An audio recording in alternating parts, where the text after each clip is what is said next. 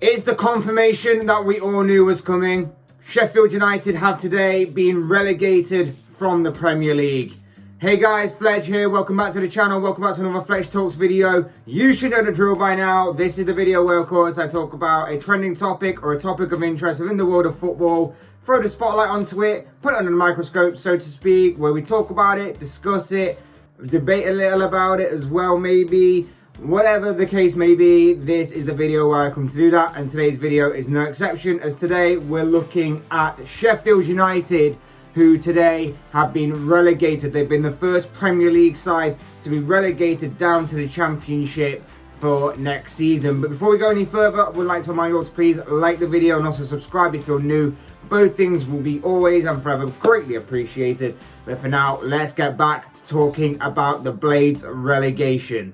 Yeah, it's basically the confirmation that we were all waiting for, wasn't it? It's been a long time coming, that we've all seen from like miles and miles away. The writing had seemed to be on the wall for a while, and their fate seemed to have been sealed a very, very, very long time ago. And going into this weekend's games, Sheffield United had to either equal or better the result of Newcastle to live to fight another day. But due to Newcastle's victory earlier today and Sheffield United's loss to Wolves, it means it's now mathematically impossible for Sheffield United to even attempt any kind of great escape type of comeback this season and go on to survive, and therefore now have become the first team to be relegated from the Premier League to the Championship for next season. The news brings to an end United's two-season stay in the Premier League, in which their first season back in England's top-tier division was an incredible campaign. No one is denying that, in which the Blades completely overachieved by finishing 9th during last season's campaign, when pretty much everybody had given them no hope of surviving. Everybody pretty much give them no hope. They were pretty much put into many people's predictions as to being in a battle for relegation, or they had just had no chance of surviving in the Premier League at all. But United went on to beat those expectations, beat the odds, and survive in the Premier League. United were a breath of fresh air in England's top-tier division. Their style of play, which was to use overlapping centre-backs, was a very unique and interesting style and tactic which the Premier League had never really seen before.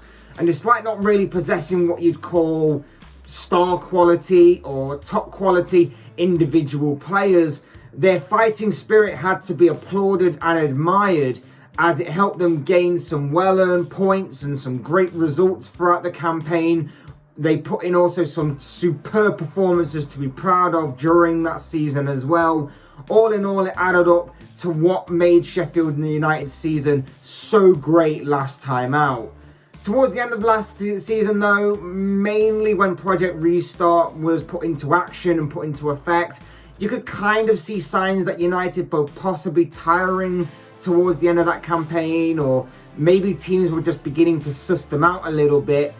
And unfortunately for them, of course, it's carried on into this season, and so much so that it took the Blades until January to get their first victory of the season, when they beat fellow relegation candidates Newcastle. Of course, fans, pundits, guys like me, I guess, will always try and find reasons as to why stuff has happened and why this season, for this particular scenario, has played out the way it has done. And you know, you can look at the vast contrast between this season and last season, try and pick holes, try and pick faults, try and find reasons, like I say, as to why it has gone the way it has gone. And you can look at things like maybe Aaron Ramsdale as Dean Henderson's replacement in goal wasn't the same fit as the Manchester United goalkeeper, who of course joined the Blades last season on loan and obviously gone back to their parent club at the end of the campaign. They couldn't get a permanent deal or any sort of loan deal again, so United turned their attention to an alternative in the former Bournemouth goalkeeper Aaron Ramsdale to go between the sticks. Maybe you could say that hasn't quite worked out.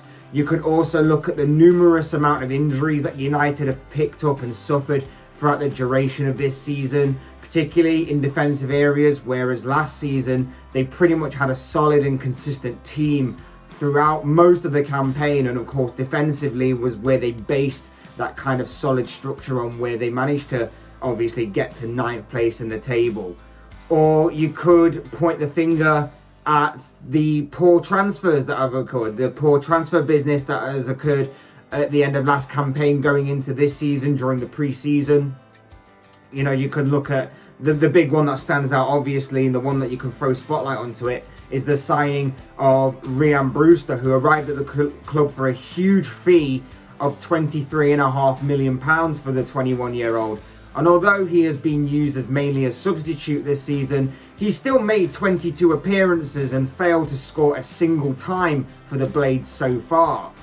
Hasn't even come close to repaying the hefty transfer fee that, of course, United have bought for him. And, you know, that could be another reason.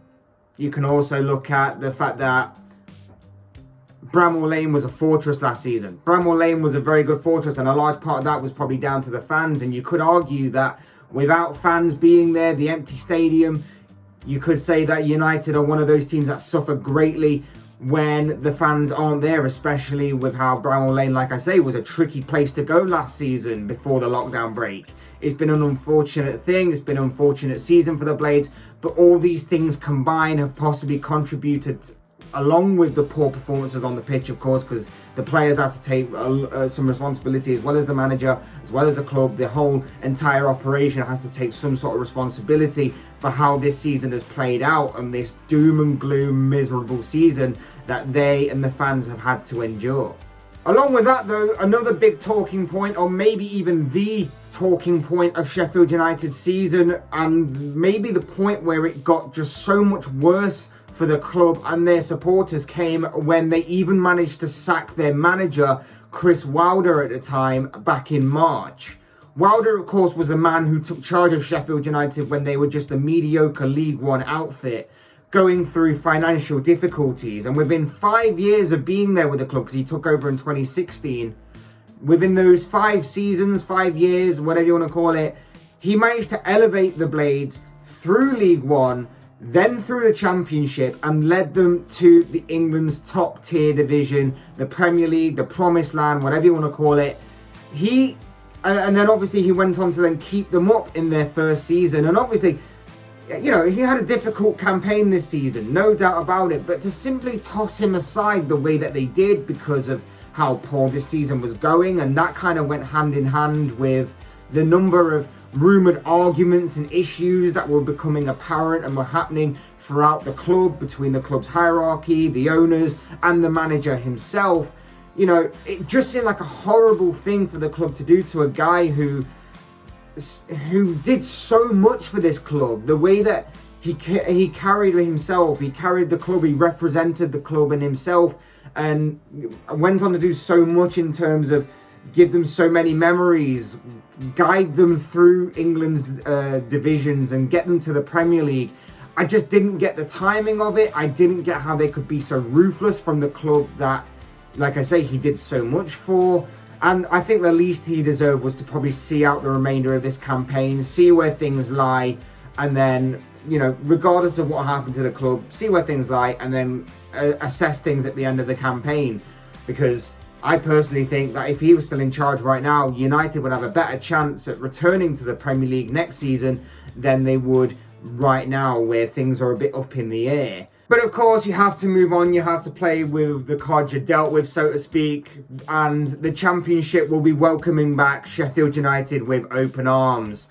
And I'd like to say, like I say, I'd like to say that United can be one of those teams that instantly bounces back to the Premier League at the first time of asking. You look at Burnley of a few seasons ago under Sean Dyche. You look at Norwich this season, how they got relegated from the Premier League last season. They've gone down, they've come straight back up because they've got promoted this time around this season.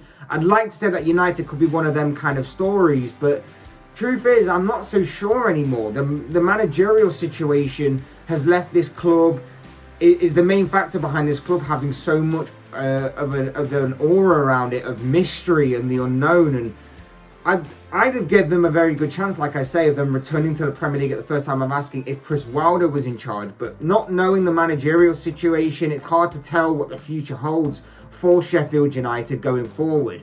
And not only that, but you also look at it from a playing squad point of view for next season. Could the playing squad look very differently? Will certain Premier League teams cherry pick some of the best players that United have to offer? It seems, I don't know, but it seems to be a trending topic, a trending thing that seems to happen every single year with the relegated teams that happen in the Premier League. So that could be interesting to see what happens and how the Blades go forward from here, of course.